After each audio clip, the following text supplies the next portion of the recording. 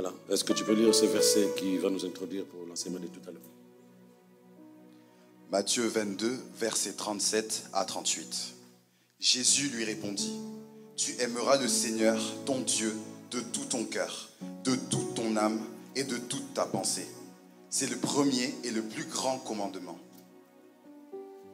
Est-ce qu'on peut acclamer la parole de Dieu? Asseyons-nous dans sa présence.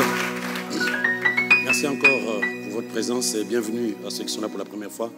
Nous sommes l'église locale et Ensemble chrétien, dont le siège, l'église principale est à Paris. Et notre seul désir, c'est amener les vies des gens à être comme Dieu veut qu'elles soient, à la lumière de la parole de Dieu. Dieu, amène avec moi. Donc nous croyons effectivement que ta présence, qui nous honore déjà, c'est parce que le Saint-Esprit veut te parler de quelque chose dont tu as besoin pour amener ta vie sur d'autres dimensions. Dimanche passé, par rapport à ce verset, dimanche passé, nous avons commencé à comprendre une chose. En fait, quand nous disons que nous prions, on n'était pas si vrai que ça. Parce que nous prions, c'est aller demander à manger à Dieu. Prier, c'était pour nous aller lui dire, Seigneur, je n'ai pas ça, donne-moi ça. Prier, c'est aller le voir pour qu'il nous donne ce dont nous avons besoin. On a appris à demander à Dieu. Les gens ont perdu la culture juste de rester auprès de Dieu, prendre plaisir à parler à Dieu. Nous disons enfants de Dieu.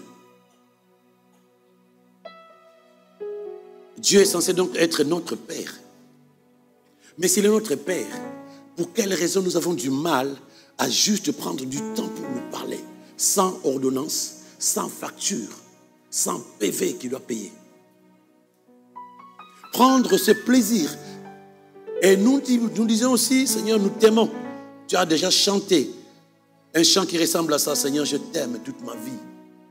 Mais quand nous aimons quelqu'un dans notre vie de tous les jours, nous savons comment nous nous comportons. Nous prenons du temps à rester avec lui.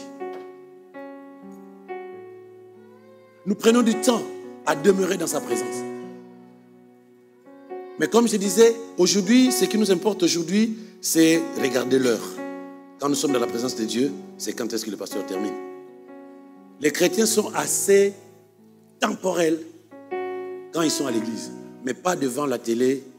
Là, le temps, et quand le film est très bon, et tu vois, oh, c'est déjà fini.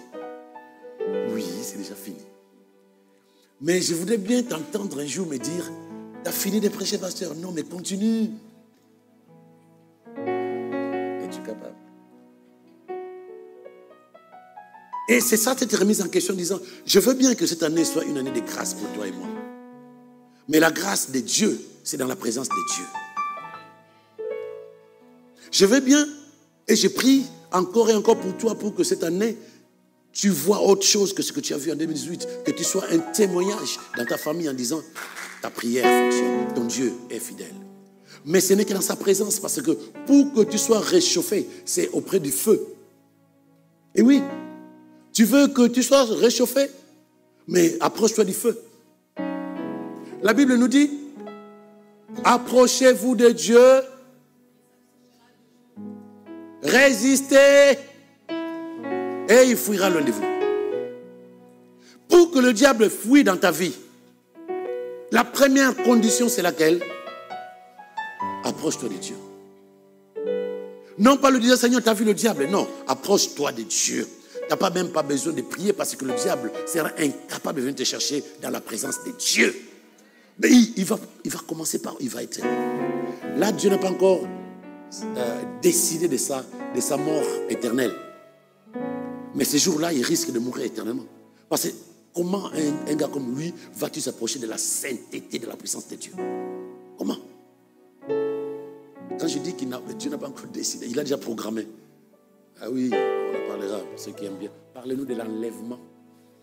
Il semble que c'est ça maintenant qui fonctionne. Mais on peut te parler de l'enlèvement, mais ça ne va pas régler ton problème. Moi, je n'ai pas besoin qu'on me parle de jour où je vais partir. Je sais que je partirai. Et de toute façon, je ne cherche même pas à rester là. business class avec Jésus. Eh oui, lui à côté, moi là. Maintenant, toi, je ne sais pas où tu seras. Je crois que tu seras dans l'avion avec nous. Dis amen avec moi. Je ne dis pas que ce n'est pas mauvais, mais c'est de la distraction. Moi, je souhaiterais qu'on m'apprenne plutôt comment vivre dans la présence de Dieu pour que Dieu se manifeste à l'extérieur de moi, comme Jésus. Parce que Jésus, c'est le prototype de la vie que nous sommes censés vivre, mais que nous ne vivons pas encore. Jésus, c'est le prototype. Ce n'était pas quelque chose de spécifique. Dieu a testé un être humain avec l'esprit de Dieu en lui et ça fonctionne. Non seulement ça, il s'oppose à tout ce qui est de l'ennemi. L'ennemi n'a aucun pouvoir sur lui, mais il agit dans le surnaturel divin. Il dit, ouais, c'est bon. Et il dit, vous croyez en lui, vous ferez comme lui. Dans des temps, on est résigné. On est résigné, on dit, ouais, on se contente du menu frétant. On se contente de plus. Non. Il faut qu'un bon matin, on se dise, c'est pas ça. C'est pas ça. Moi, c'est ce que je vous dis tout le temps. Ce n'est pas ça. Et je comprends pourquoi le Saint-Esprit nous amène dans la prière. Et je bénis Dieu pour cela. Maintenant, parce que la prière, c'est ce qui rend conquérant, qui rend victorieux. La prière, c'est ce qui te permet de pouvoir te développer. La prière, oui, la prière, ça développe ton cœur, ça développe ton âme, ça développe ton esprit. La prière. Mais quel est le joueur, il a beau s'appeler Ronaldo, Messi ou Neymar, qui fait 2 mois, 6 mois sans s'entraîner et qui va aller jouer et marquer? Qui est-il celui-là? Ils doivent s'entraîner tous les jours pour rester meilleurs. Quel est le soldat qui va à la guerre après 2 ans où il ne savait même plus comment on tire? Mais il va tirer ça sur sa femme. Pardon si tu es militaire là, non, ça va de toi qu'il s'agit. Je parle de celui qui ne s'entraîne pas.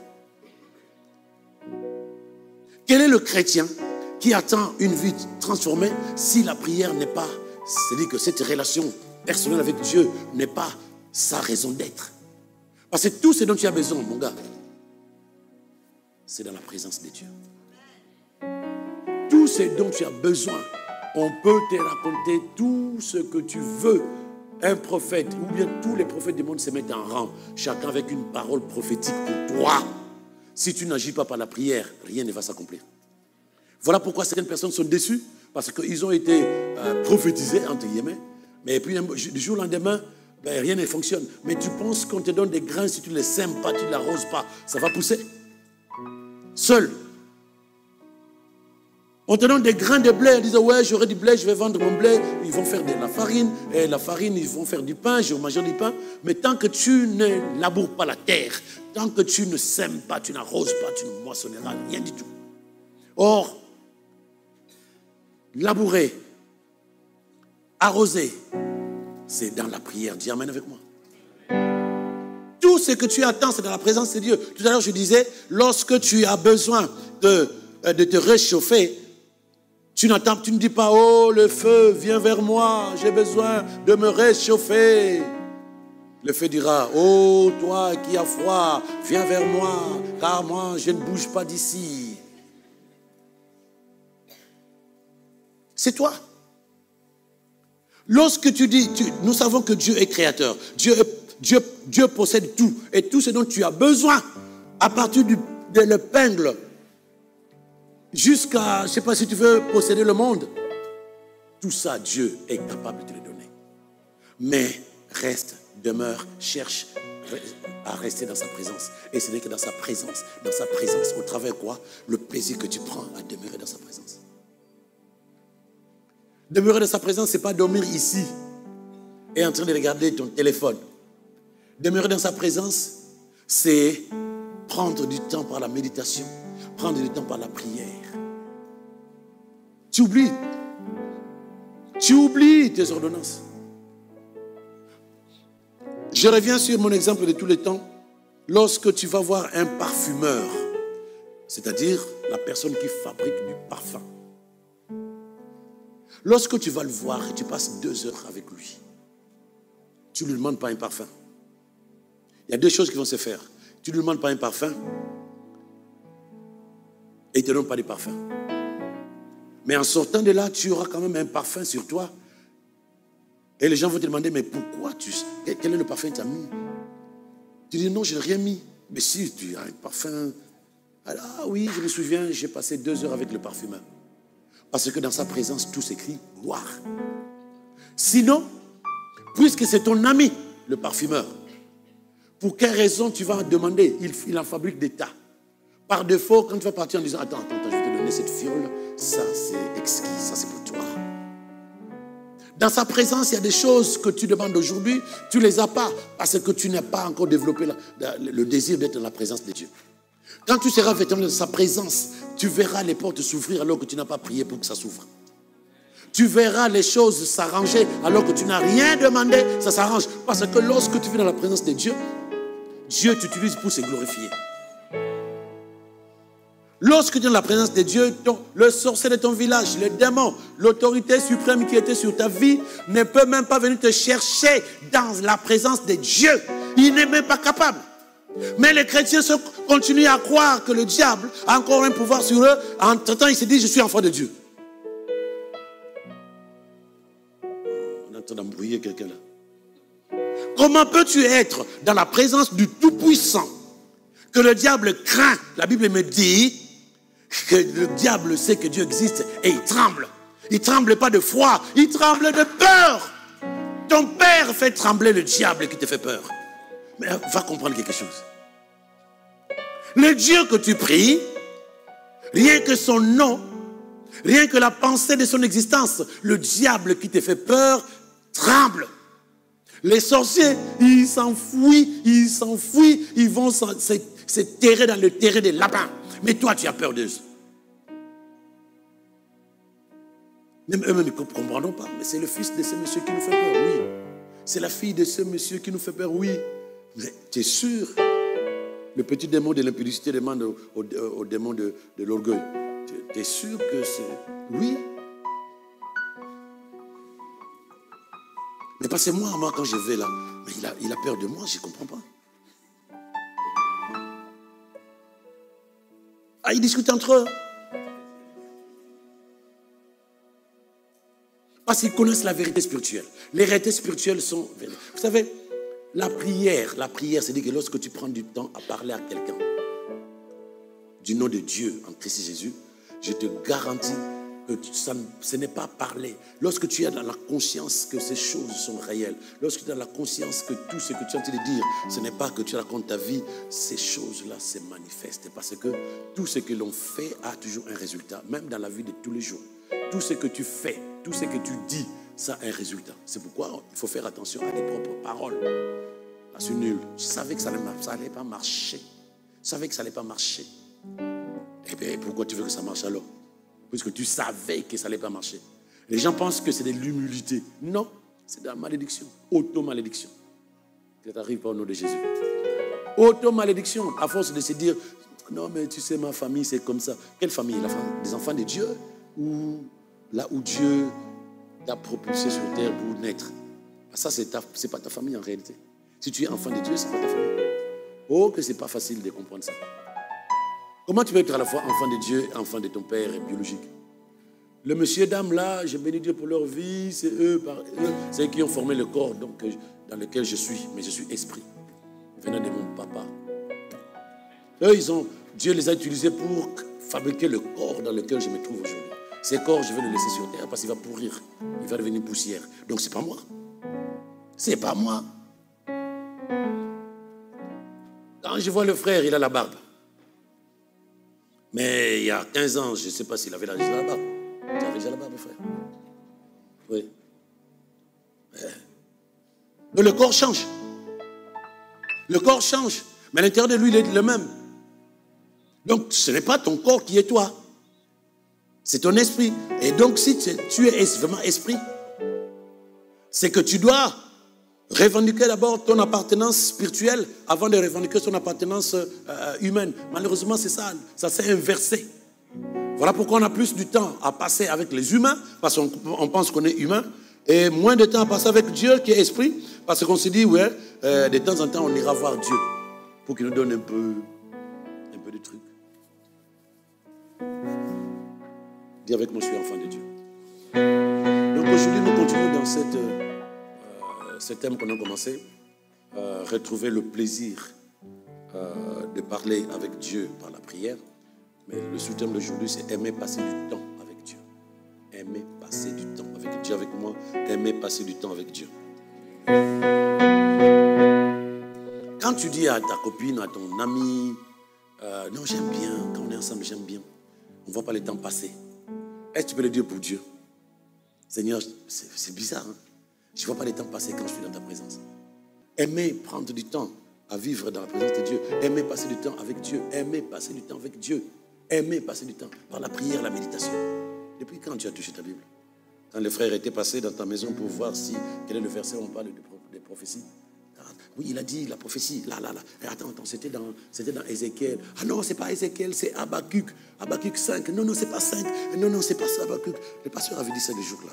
Non, mais parce que tu ne connais pas la parole de celui que tu dis être ton père. Mais on a institué dans la maison, je ne sais pas si vous le savez, pour ceux qui ne le savent pas, on a institué dans la maison, dans toutes les églises impassantes chrétiennes, cette année, 200 versets. Pour vous, pour nous les pasteurs, 300. À mémoriser. Toutes les églises. Moi, je dis, mais pourquoi? Moi, ma tête ne fonctionne plus. Si, ça peut fonctionner par la parole de Dieu. J'ai esprit de limitation personnelle. Out! Comment tu peux... Jésus, quand le diable est venu le tenter, le diable utilisait quoi? La parole. Et si toi, tu ne connais pas la parole, il va te challenger comme il a challengé Ève. Il a dû utiliser. Mais Dieu a-t-il dit qu'il ne touchait pas? Il savait de quoi il s'agissait. Mais du moment que Ève n'était pas très affermie dans la parole, elle a dit oui, il nous a dit ne touchez pas et ne mangez pas. Dieu n'a jamais dit ça. Dieu a dit ne mangez pas tout court. Mais elle, parce qu'elle ne connaissait pas bien la parole, elle a interprété, elle a mal interprété, elle a ajouté, en fait Dieu nous a dit ne touchez pas et ne mangez pas. Le diable dit ah, il ne connaît pas. Donc je peux continuer mon business. Ah non. Je sais pourquoi il vous a dit ça. En réalité, si vous mangez, vous serez comme lui. Elle a même oublié qu'elle est créée à l'image de Dieu. C'est le manque de connaissances. Et quand Jésus, lui, qui était parole de Dieu lui-même, quand Jésus lui-même commençait le diable est venu le tenter, Jésus lui a dit, petit, viens. Elle dit, bah oui, il est écrit. Jésus lui a dit aussi, il est aussi écrit. Mais si tu ne connais pas la parole de Dieu, comment tu vas répondre à Satan? Quand il va te tenter. Parce que Satan ne viendra pas avec des cornes, avec sa queue, comme on le dessine. Je ne sais pas qui a commencé à parler comme ça. Satan viendra avec le visage d'un frère, d'une sœur, dans l'église même parfois.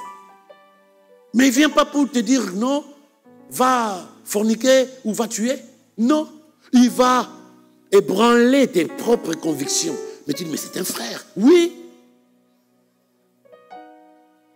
Faisons attention. Ta vie n'appartient pas à autre personne. Ce n'est pas parce que tu es ami avec quelqu'un que que tu dois faire la même chose que cette personne. Non. Non, faites attention. Dans les assemblées, c'est là où se trouvent d'abord les personnes que l'ennemi va utiliser pour te branler. Les 3 dés de Satan, on les connaît, je suppose. Premier dé, il te distrait. Tu n'es plus concentré sur la parole de Dieu. Il y a quelque chose qui t'occupe. Encore et encore et encore. Tu es distrait. Il te fait comprendre que non, mais ce n'est pas comme ça. Il t'amène sur d'autres paramètres. Et puis tu es distrait, tu n'es plus connecté. Deuxième dé, il te déconnecte de Dieu. Tu es distrait, il te déconnecte. Donc du moment qu'il te déconnecte de la source, tu n'as plus l'énergie. Tu n'as plus le Saint-Esprit. Tu n'as plus la parole.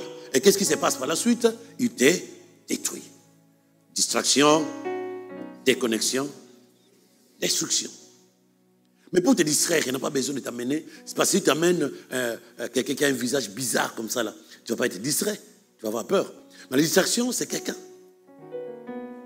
Ah, bonjour. Tu as entendu ce qu'il a dit? Oui, mais moi, j'ai franchement... Il commence à te transmettre ses venins. Et toi, tu penses que c'est par amour? Non. Parfois, lui-même ne sait même pas que c'est le diable qui l'utilise pour contre toi. Lui-même ne sait pas. Lui, il a déjà ouvert sa porte depuis longtemps. Donc, il est devenu un instrument satanique. Il commence à critiquer, à médire, à raconter n'importe quoi sur ton pasteur, ton église. Et toi-même, tu dis, oui, moi, de toutes les façons, Non, pose-toi la question, qu'est-ce qui se passe? Parce que si tu as le Saint-Esprit, parce que si tu demeures dans la présence de Dieu assez longtemps, tu seras est enseigné par le Seigneur disant fais attention, fais attention. Mais si tu n'es pas dans la présence et que tu n'es pas dans la présence de Dieu, que ta parole ne demeure pas en toi, lorsque la personne commence à te donner des faux versets, quand je dis des faux versets, des versets qui ne sont pas dans le contexte, et toi tu prends ça comme quelqu'un qui connaît. Voilà pourquoi il faut que tu sois avec nous 200. Parce que tu dois dire à Satan, il est écrit. Tu dois revendiquer. Même ce que tu attends, c'est dans la parole de Dieu. Il faut que tu le saches. Quand l'ennemi te dit, tu as vu ta famille, c'est pareil, toi c'est pareil, tu dis non, il est écrit. Quand tu sens que quelque chose se bloque, tu dis non, ennemi, Satan, attends. Il est écrit que pour les enfants de Dieu, le chemin, c'est Jésus-Christ. Et le chemin ne m'amène pas dans la gadou. Le chemin ne m'amène pas dans l'échec. Le chemin, Jésus-Christ, m'amène vers la victoire. Et maintenant, je te somme, parce que j'ai l'autorité sur toi. Il est écrit dans Luc 10, verset 19, que j'ai l'autorité sur toi. Alors, l'autorité que j'ai sur toi, je l'utilise out de ma vie, maintenant. Le diable dit, oh, c'est bon, j'y vais. Ce n'est pas nécessaire de crier sur moi. D'ici. Mais si tu ne connais pas ce que Dieu dit te concernant, tu attends juste qu'on te prophétise. C'est pas, pasteur, dis-moi. Prophète, va écouter tes prophéties, tu amènes ton package. Quelle prophétie encore? Quelle prophétie encore? Mais ça ne va pas s'accomplir si tu ne plantes pas cette sémence. Et si tu n'arroses pas. Et planter et arroser, c'est la prière. Au travers quoi? La parole de Dieu.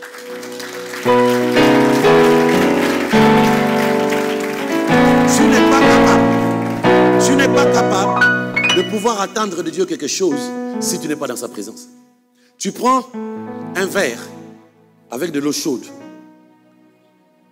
Le verre irradie la chaleur. Ce n'est pas le verre qui est chaud. Nous disons le verre est chaud. En réalité, c'est ce qu'il y a à l'intérieur du verre qui est chaud et qui réchauffe le verre. On est d'accord sur le principe. Donc, lorsque tu as le Saint-Esprit en toi, l'Esprit de Dieu, ce qu'il est, c'est ce que tu vas irradier normalement.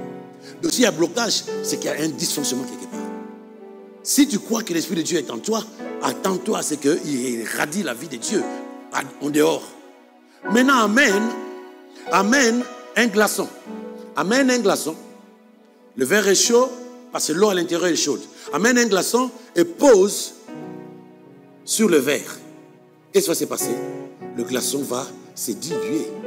Non pas parce que le verre oblige le glaçon à se diluer. Non, naturellement, ce qui est à l'intérieur impacte aussi ce qui est à l'extérieur du verre.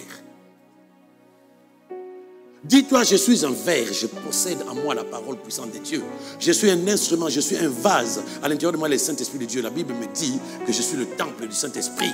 Donc, si le Saint-Esprit de Dieu, créateur de toutes choses, est en moi, rien de mauvais ne doit continuer à m'entourer. Ça doit être envoyé à l'extérieur. C'est dans ce sens-là que tu dois apprendre à vivre la vie Zoé, la vie de Dieu. Ça ne viendra pas ailleurs par des prophéties. Non, par ta compréhension que ta présence, ta position dans la présence de Dieu et ton amour pour Dieu, ce plaisir que tu prends de demeurer dans sa présence, il y a des choses qui vont naturellement disparaître sans même que tu forces. Aujourd'hui, si je nous pose des questions en disant quels sont les challenges que tu as, quels sont les défis que tu as, qu'est-ce que tu veux, mais il y aura des dossiers. Mais je peux te rappeler ton dossier pour ceux qui sont avec nous depuis longtemps. Ça fait 2 fois qu'on a fait ça. On a fait des temps de prière comme ça par contre de parole. Qu'est-ce que je vais enlever? Je vais enlever ça. Je veux que ça change dans ma vie. Mais je peux te montrer que ça, c'est toi qui as écrit ça en 2015, en 2018 et maintenant en 2019 encore. Oui, il y a des choses pour lesquelles tu as prié, jeûné. Mais ça n'a pas changé. Ce n'est pas parce que les gens qui ont prié pour toi ne sont pas efficaces. Non, ce n'est pas ça. C'est parce que simplement, le changement d'une vie, c'est dans la présence de Dieu. Est-ce que quelqu'un peut dire amen avec moi? Le changement d'une vie, c'est dans la présence de Dieu. Le changement d'une vie, c'est dans la présence de Dieu. Rien d'autre. Donc, c'est à toi d'apprendre à aimer Dieu et à demeurer dans sa présence. Ne sois pas culturel. Je ne dis pas de manière religieuse. Ne sois pas dans la culture de je suis chrétien. Je chante, je danse, je prie, je sers. Non. Je suis dans la maison, j'aime Dieu. Tu parles en langue, mais prends plaisir à parler en langue. Tu sais prier, mais prends plaisir à prier. Les gens croiront que tu chantes en Papouasie du Nord ou tu chantes en indien Navajo, Navarro, je pense. Vous ne connaissez pas, c'est pas grave. Et faisez-vous autant chaud culturellement. Mais toi, tu sais que tu es en train de parler, prendre du plaisir. Et puis quand tu t'assois là, tu dis, oh Seigneur, je vais prendre du plaisir à lire ta parole. Waouh, c'est ça que tu as fait. Waouh, waouh. Ah, merci Seigneur. Et là, tu pries. Quand j'ai commencé l'église, quand j'ai commencé à devenir pasteur, pas ici, de l'autre côté, j'avais institué pour tout le monde une méthode de méditation. Et j'étais sévère là-dessus. Aujourd'hui, il semble que vous ne voulez plus être sévère, qu'on soit sévère envers vous. Mais comment veux-tu changer si t'aimer, c'est aussi devenir sévère envers toi? Eh oui. Donc, chacun avait une Bible papier. Il n'y avait pas d'iPad à ce moment-là. Si, il y en avait quand même, mais non, il n'y avait pas. Bible papier et un cahier. Le matin, tu te lèves, tu lis un verset. Pas l'histoire de versets où tu te lèves le matin, tu dis, Seigneur, Saint-Esprit, révèle-moi. Saint-Esprit. Je mettrai le feu au mur. Mais maintenant, il y a des gens, quand ils font ça, c'est un verset qui les fouette par rapport à leur comportement. Et ils changent.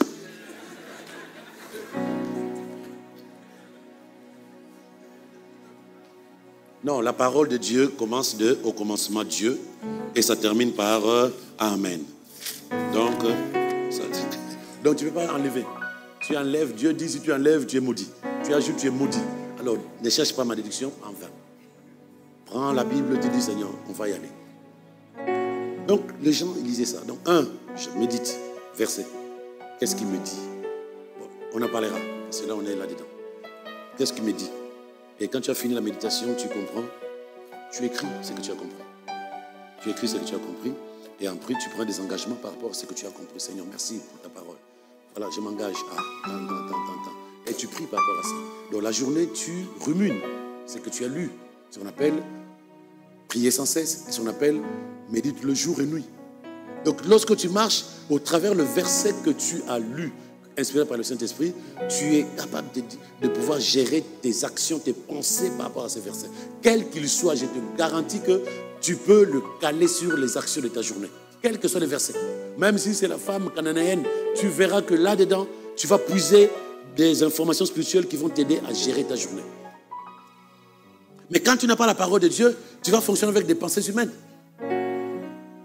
Mais puisque tu as la parole et la prière dans la journée, tu es en contact permanent avec Dieu. Donc, l'ennemi aura du mal à t'amener quelque part. Même quand tu es en train de servir quelqu'un, même quand tu es en train de manger, quand tu es en train de payer ton billet, c'est juste des fractions de secondes, après tu te reconnectes.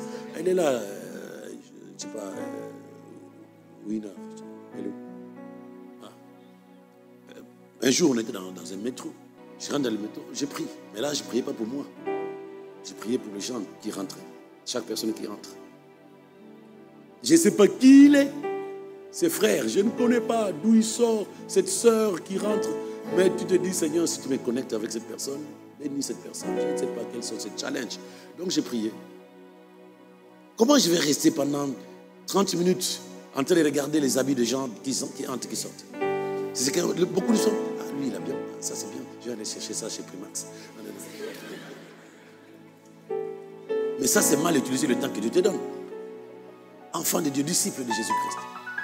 Quand quelqu'un rentre là, bon, il peut rentrer 4 ou 5, mais l'Esprit t'amène sur une personne. Mais non, béni soit Dieu. Merci Seigneur, bénis le Seigneur. Oh, glorifie ton nom dans sa vie. C'est toi qui connais cette chaîne. C'est toi qui connais les filles, je te connais, Seigneur. Tu le connais, c'est toi qui l'as créé. Tu restes dans la place, tu sors de là-bas, tu continues. Chaque jour, si tu le fais, je te garantis que tes pensées vont se focaliser sur l'essentiel. Parce qu'aujourd'hui, la distraction que l'ennemi utilise, c'est que, regarde, tu n'as pas ça. Regarde ton ami, regarde ça. Tu vois, tu es encore avec des chaussures de 5 €. Les autres, ils ont des chaussures de 2000 €. Tu te dis, oui, c'est vrai, tu as raison. Mais à qui tu donnes raison? À l'esprit qui te parle là. Mais il te distrait. Donc quand tu vas à l'église, au lieu de célébrer Dieu et de te plaire dans sa présence, tu dis, ouais, mais moi, tu ne m'as rien donné. Seigneur, tu as dit dans ta parole, Matthieu 7, 7, il dit, c'est tout ce que tu connais de la Bible, quoi. Prendre plaisir à demeurer dans sa présence. Aimer, comme j'ai dit, aimer passer du temps avec Dieu par deux actions. Première action, méditation. Deuxième action, la prière. Parce que pour mieux prier, il te faut connaître la parole. Il ne faut pas raconter à Dieu des choses qu'il n'a pas dites. Et oui, il y a des prières particulières, tu entends des gens dire, ouais, mais comment les gars, il a entendu ça où? Parfois des versets qui sont dans la Bible, mais qui ont été tronqués, coupés en morceaux, et on a rafistolé, on a collé avec du glu, et on essaie de rafistoler. Seigneur, c'est toi qui as dit, lorsque nous venons vers toi, tu vas nous donner tout ce que nous voulons, parce que toi tu dis que tu as dit. Mais il n'a pas dit ça comme ça. Dieu dira, non, je me souviens de quelque chose de semblable que j'ai dit, mais pas comme ça.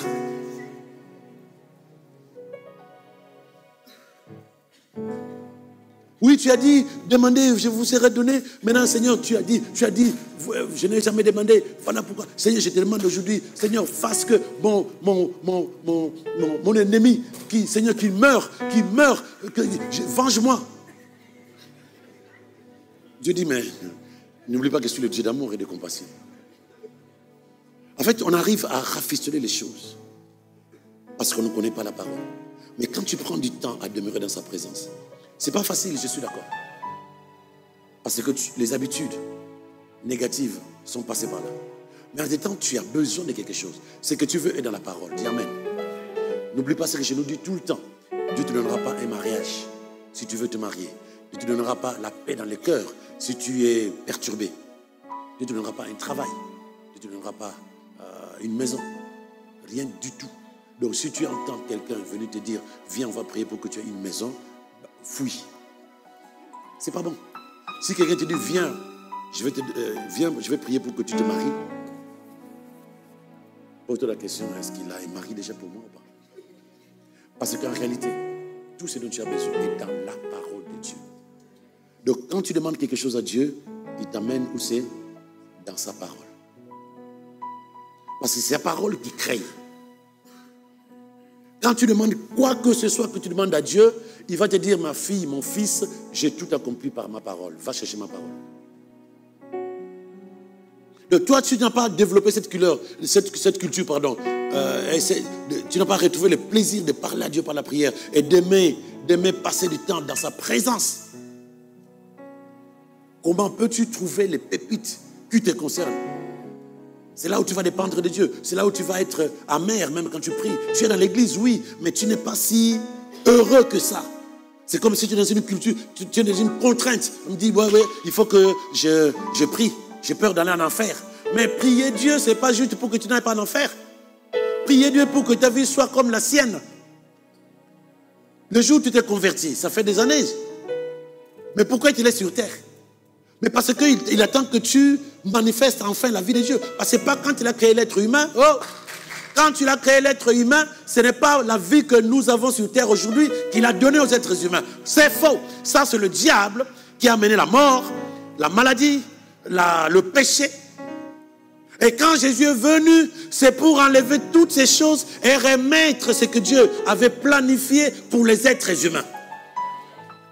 Donc si tu crois que Jésus est dans ta vie, revendique cette vie-là.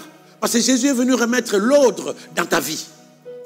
Donc tu ne peux pas continuer à accepter ces choses-là. Il est venu pour remettre de l'ordre.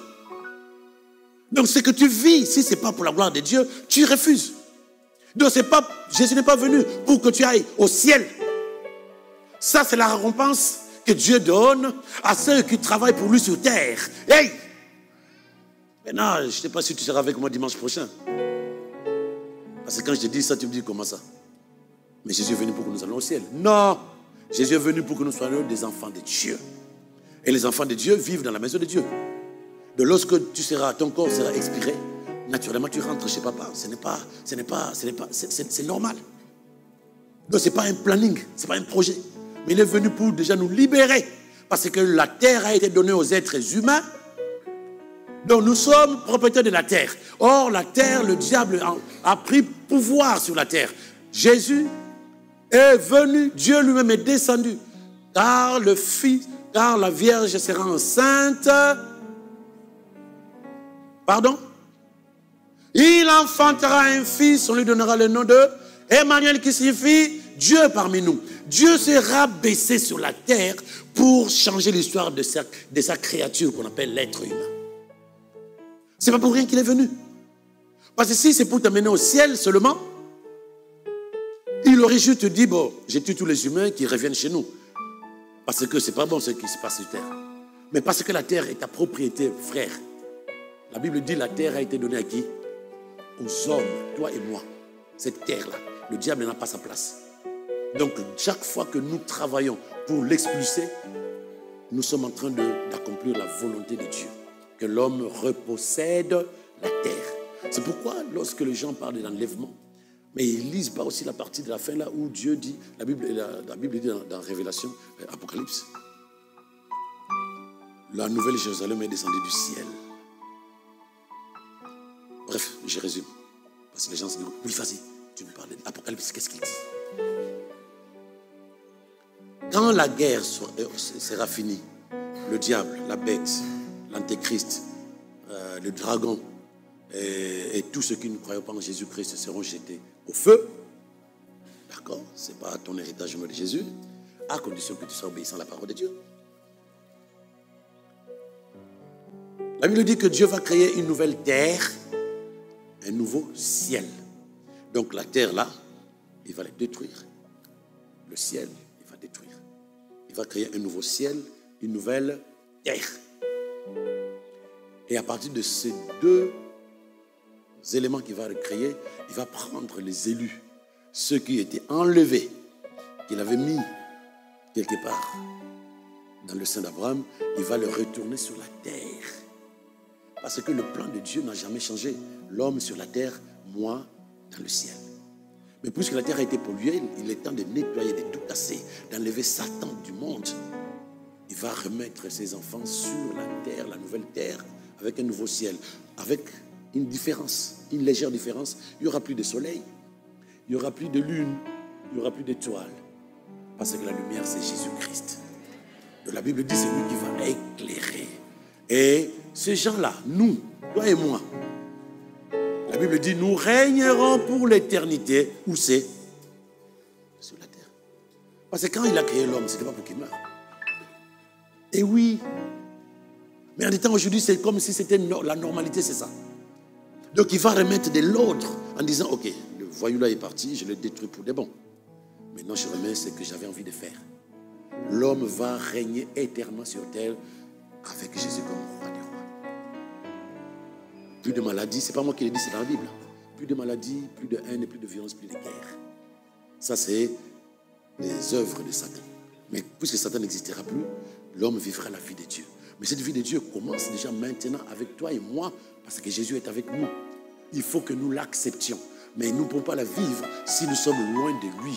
Approchez-vous de Dieu, restez à Satan et il fera loin de vous. Donc, reprends les bonnes habitudes. Reprends les bonnes habitudes. Celle de méditer la parole de Dieu. Tu ne comprends pas certaines choses, lis. L'Esprit va te révéler ça progressivement. Reprends les bonnes habitudes de parler à Dieu. Dernièrement, la semaine passée, j'étais à Paris et j'ai eu un traité avec une jeune dame. J'en parlais encore avec des gens qui étaient avec moi. Là, j'introduis sur Aimer Dieu parce que je pense qu'il y a beaucoup de choses à dire là-dessus. Arrêtez là. Et je parlais à cette dame qui pleurait tout le temps, qui pleurait parce qu'elle est mal, comme beaucoup de personnes. Et à la fin, je lui dis, tu vas prier, mais tu ne vas pas prier, tu vas parler à Dieu. Parle-lui de ton cœur blessé.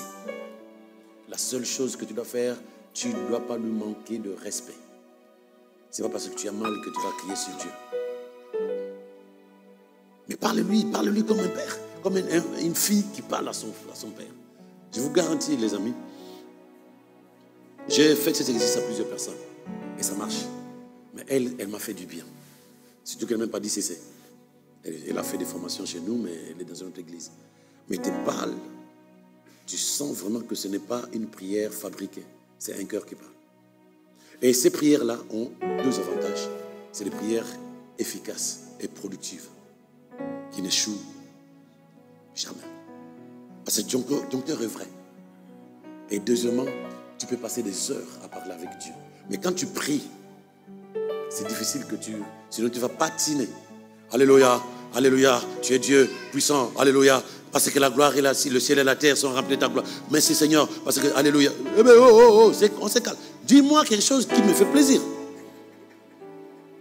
Parce que tu ne sais pas, tu n'as pas l'essence, tu n'as pas les mots. Et non seulement tu n'as pas les mots, tu ne connais pas Dieu. On en parlera dans la suite. Parce que pour que tu parles à quelqu'un, il faut le connaître. Mais pour que tu connaisses quelqu'un, il faut le rencontrer. Mais pour que tu rencontres quelqu'un, il faut le chercher. Vous me cherchez, vous me trouverez. À condition que vous me cherchez de tout votre cœur. Qui connaît Macron? Tout le monde. Qui connaît Macron? Personne. Vous comprenez ce que je dis? Qui connaît Macron? Tout le monde. Qui connaît Macron? Personne. En tout cas, de nous tous ici. Sinon, je te demande ton numéro. Ah ben, j'ai besoin de lui.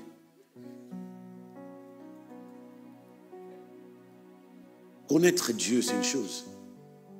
Mais connaître Dieu dans l'intimité et prendre du plaisir à rester dans sa présence, ça c'est différent. C'est de ça que je nous parle. Je dis, je connais Dieu. Jésus est venu sauver l'humanité, oui. Mais qui es-tu pour toi? Parce que si tu ne connais pas Dieu, il est invisible. La Bible nous dit que Emmanuel, Dieu parmi nous. En Jésus, Dieu s'est révélé aux êtres humains. Donc si tu veux connaître Dieu, connais Jésus. Si tu veux rencontrer Dieu, cherche Jésus. Et là, si tu veux aimer Dieu, regarde comment lui, il t'a aimé. Donc, on en parlera. Là, je vous donne le canevas. Cherchez. On ne trouve que ce qu'on cherche. Mais si tu ne veux pas chercher, comment veux-tu trouver?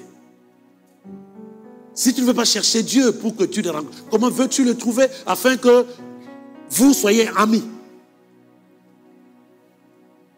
Comment veux-tu être ami de quelqu'un que tu ne connais pas, dont tu as à peine entendu parler? Mais la première des choses, 1, cherche-le. 2, rencontre-le. 3, attache-toi. Attache-toi. Si tu continues à fonctionner comme nous connaissons Macron, c'est normal. Parce que lorsqu'il mange au Fouquet's, ce n'est pas avec toi, ce n'est pas avec moi. Il est avec ses amis à lui. Mais nous disons de le connaître. Donc nous ne pouvons pas jouir de ce qu'il est en tant que président. Donc ça suffit simplement que le connaître de cette manière-là. Ce n'est pas intéressant. On fera tout pour le connaître comme ses amis. Pour qu'on mange avec lui. Tu dis connaître Dieu. Montre-moi dans ta vie ce qui prouve que Dieu a été et est avec toi. Et qu'il prend soin de toi. N'oubliez pas ce que je dis un jour. Tu as un ami millionnaire. Si vraiment c'est ton ami, il ne te laissera pas dans la galère. Il va te challenger, il va changer ta vie en peu de temps. Parce que son plaisir, c'est que ses amis soient comme lui.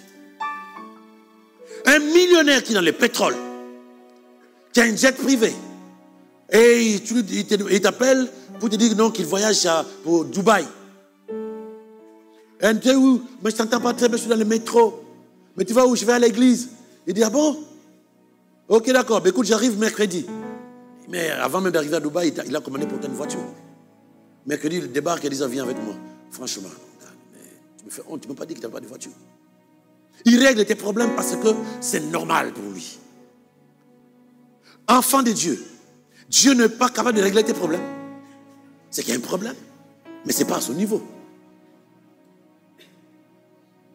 Enfant de Dieu, est-ce que Dieu est capable de régler la situation dans laquelle tu te vautres depuis des années? Alors les humains sont capables de régler nos problèmes quand ils ont les moyens. En tout cas, ceux qui ont la culture de la libéralité.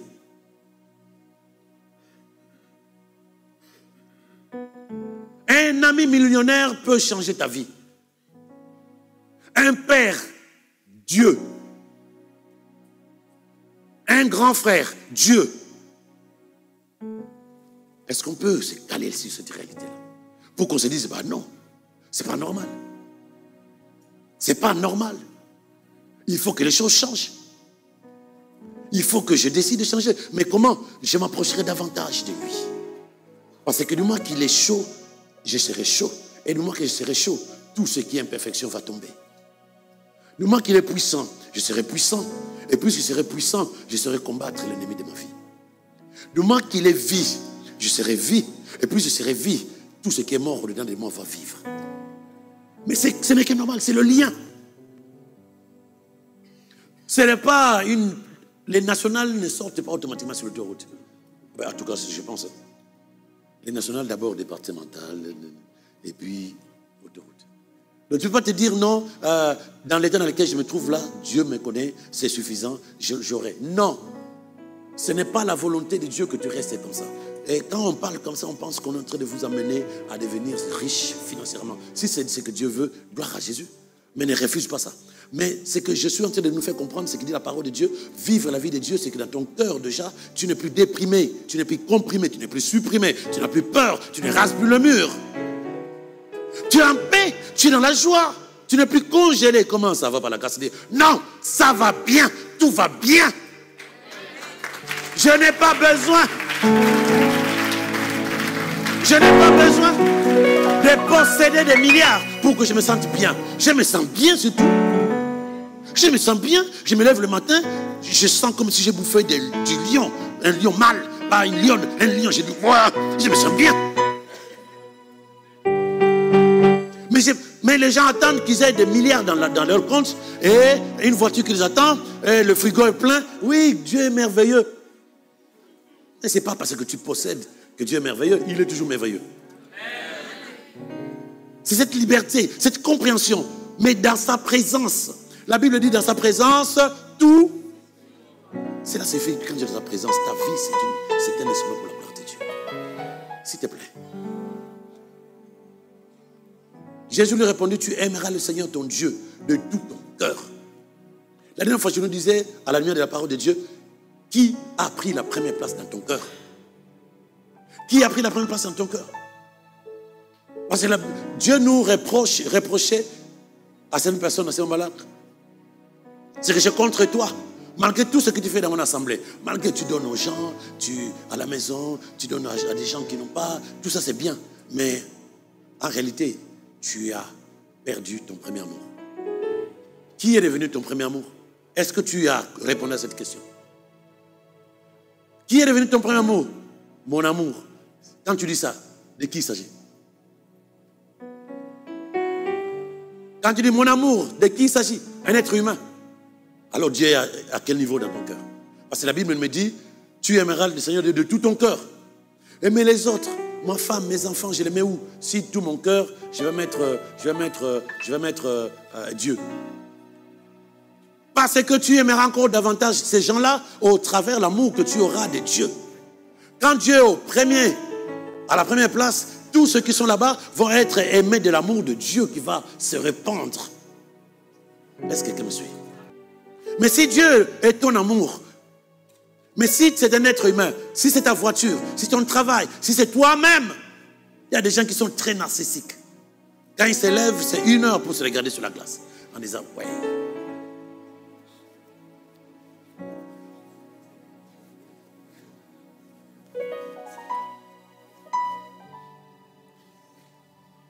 Mais libère la salle de bain. Oui, c'est bon, j'arrive. Et il sort en disant, je suis très belle.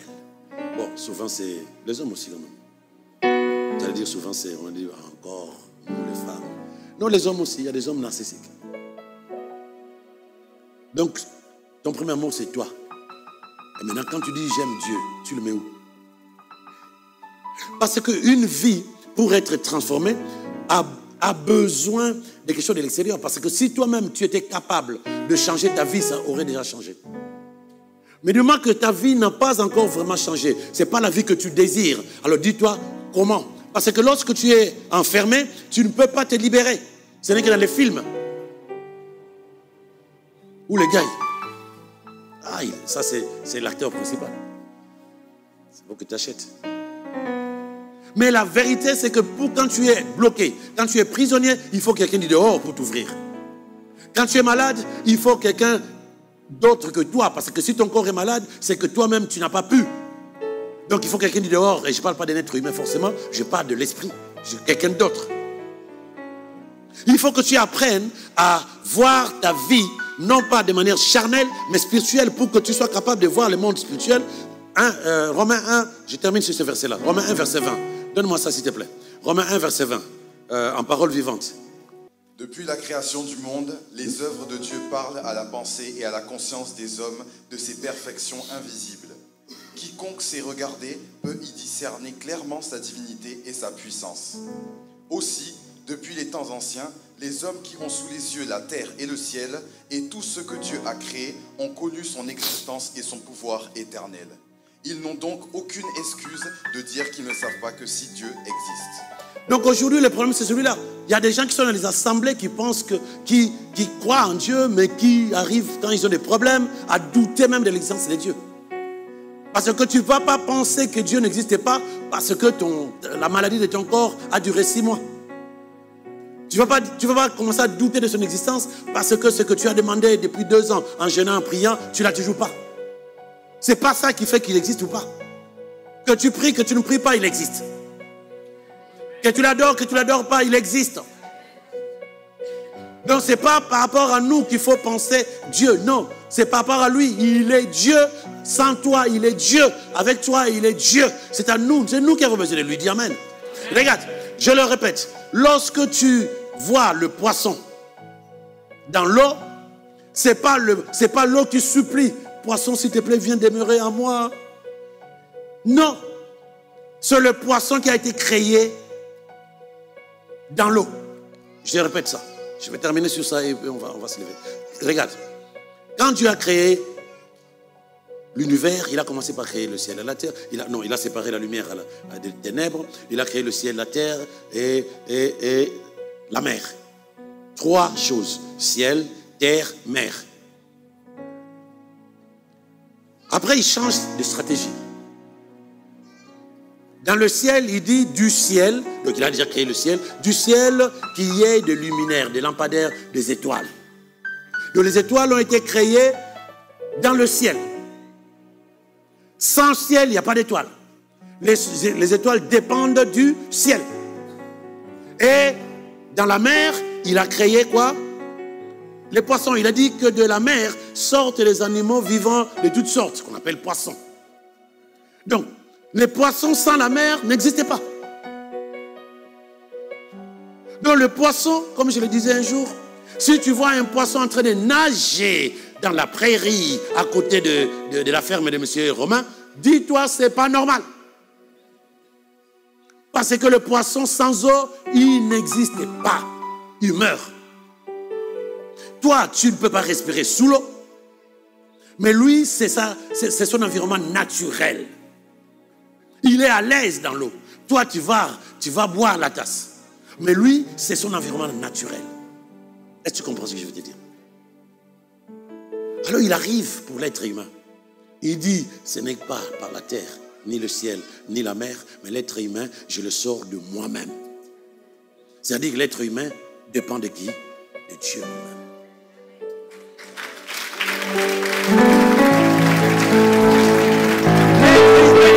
Dieu lui-même. Et lorsque tu penses que tu peux vivre sans Dieu, passe par culture, notre culture aujourd'hui chez nous. Cette culture, on croit que Dieu n'existe pas. On est heureux de dire je suis athée. Et même les chrétiens, ils vivent parfois dans une contradiction. Dieu, oui, mais si Dieu existait, pourquoi? Mais attends, arrête un peu ça. Tu vas douter de l'existence de Dieu parce que tu as un souci? Ou parce que tu as prié pour quelqu'un qui est décédé et tu commences à te poser la question si Dieu existe ou pas? Il existe. Ce verset nous dit, quand tu veux voir Dieu, regarde ce qui est autour de toi. Regarde la beauté de la terre. La terre est ambre, c'est-à-dire qu'une monocouleur. Mais regarde les différentes couleurs qui sortent de la terre. Ce n'est pas le hasard qui peut faire ça. Non. Regarde juste, je ne parle pas de ce que l'homme a bâti. Mais même ce que l'homme a bâti, c'est assez particulier qu'un être humain, si c'était le hasard qu'il a créé, qu'un être humain arrive à fabriquer Airbus A380, des milliers de tonnes de métal qui s'envolent. Forcément, il y a une intelligence particulière à l'intérieur de cette personne qu'on appelle l'être humain. Mais Dieu a trouvé ça si ce n'est pas de sa source. Et sa source, c'est qui? Ce n'est pas son père biologique, non. Parfois, même des ingénieurs, leur papa, c'est un broc de chez broc en termes d'intelligence, ce n'est même pas son CAP. Eh oui.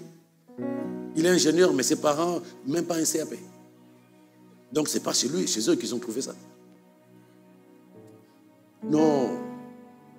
Soyons sérieux. Dieu est réel. Et comme dit la Bible, depuis la création, les œuvres de Dieu parlent à la pensée, à la conscience des êtres humains. Regarde ce qu'il a créé. Regarde. Cette terre qui est suspendue dans les vides. Depuis des millénaires, ça n'a jamais tombé. C'est ces eaux qui décident de verser dans la mer sans inonder la terre depuis des millénaires. Tu m'entends, tu me comprends. Comment ça? C'est devenu normal. Nous étions des têtards dans le sein maternel. Invisibles à l'œil nu. Il fallait des microscopes pour te regarder dans les entrailles de ton père. Où est-il celui-là? Humainement parlant, impossible de te voir. Spermatozoïde. Aujourd'hui, tu es un monsieur, une dame. Et tu as vécu 9 mois là-dedans. C'est normal. On ne peut pas réfléchir en disant, mais c'est bizarre quand même. La création, lorsque tu regardes avec des yeux de conscience, tu dis, ouh, mais rien n'est normal finalement. Tout glorifie, tout prouve qu'il y a quelqu'un qui tient ce monde. 9 mois. Ah, il bouge. Tu ne t'étouffes pas. Tu ne t'étouffes pas. 9 mois. Et tu es sorti. Et là, tu grandis. Encore et encore. Aujourd'hui, tu as 80 kilos, 100 kilos, 65 kilos. Mais ce n'est pas fini. Je parle aux hommes. Nous, on n'a pas de problème. 100 kilos, hein? Frère, n'est-ce pas que tu m'as dit que tu auras 100 kilos? Voilà. Mais tu sais que les sœurs, c'est compliqué quand tu dis tu as 50 kilos. Non! Et là, ils vont regarder sur Internet l'adresse de quelqu'un que tu connais. Comme j'aime. Et puisque tu es conscient de l'existence de Dieu, et que tu es conscient que toute création, tout ce qui est créé commence par lui comme source, et que tu veux créer ta vie autrement, la seule chose qui te reste, c'est quoi? S'approcher de lui, le chercher, et rentrer dans sa présence. Ce n'est que dans sa présence que tu peux changer ta vie. Vase communicant, tu te connectes. Ce qui sort de la citerne, du robinet de la citerne, va passer par les tuyaux et va sortir. Il n'y a pas autre chose. Entre le robinet et le fleuve, il n'y a pas un autre tuyau qui va amener autre chose. Donc quand tu es connecté à Dieu, c'est que Dieu a, c'est ce que tu auras. C'est que Dieu est, c'est ce que tu seras. Parce que la Bible nous dit, tel il est, tel nous sommes censés être dans ce monde. Aimer passer du temps avec Dieu. Est-ce que tu peux dire amen avec moi? On va s'arrêter là. Donc, la chose la plus importante, si tu dis être enfant de Dieu, passes-tu du temps avec ton Père? Si tu dis être enfant de Dieu, est-ce que tu connais vraiment ton Père? Si tu dis être enfant de Dieu, est-ce que tu prends plaisir à parler avec lui? Non pas bonjour Seigneur, amen. Seigneur, merci. Cette journée était merveilleuse. Tu sais, quand je suis parti voir Michel, au départ, je ne savais pas pourquoi tu m'as emmené là-bas. Mais je suis arrivé là-bas, j'ai réalisé pourquoi. Parce que c'est dont on a parlé, moi et lui. Non seulement ça m'a enseigné moi-même aussi, mais je sais que ça a challengé son cœur et j'ai béni ton nom. Ah, mais Seigneur, mais j'ai réalisé combien il souffre, Michel. Et j'ai senti ça dans son cœur. J'ai senti son cœur comment il pleurait. J'ai senti son cœur meurtri. À cause de ça, Seigneur, s'il te plaît. Je sais que toi, tu l'aimes autant que tu m'aimes. Mais est-ce que tu peux vraiment, s'il te plaît, je t'en supplie, tu peux vraiment étendre ta main sur lui pour que... tu sais, c'est quelqu'un qui a un cœur. Toi, tu le connais mieux que moi. De toute façon, c'est toi qui l'as créé. Je parle à qui là? Oh Seigneur, quand tu es Dieu tout-puissant, la louange te revienne. Gloire à toi, alléluia. Et après 2 minutes, tu ne sais plus quoi dire. Tu commences à touiller. Mais quand tu parles à quelqu'un, tu parles à quelqu'un. Mais surtout quand tu parles à un être humain, parfois il y a des gens qui sont volubiles.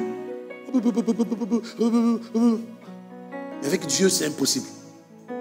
Pose-toi la question. Est-ce que je connais? Est-ce que je l'aime? Est-ce que je prends plaisir? Amen. On ne doit pas t'amener, on ne doit pas te pousser et prier.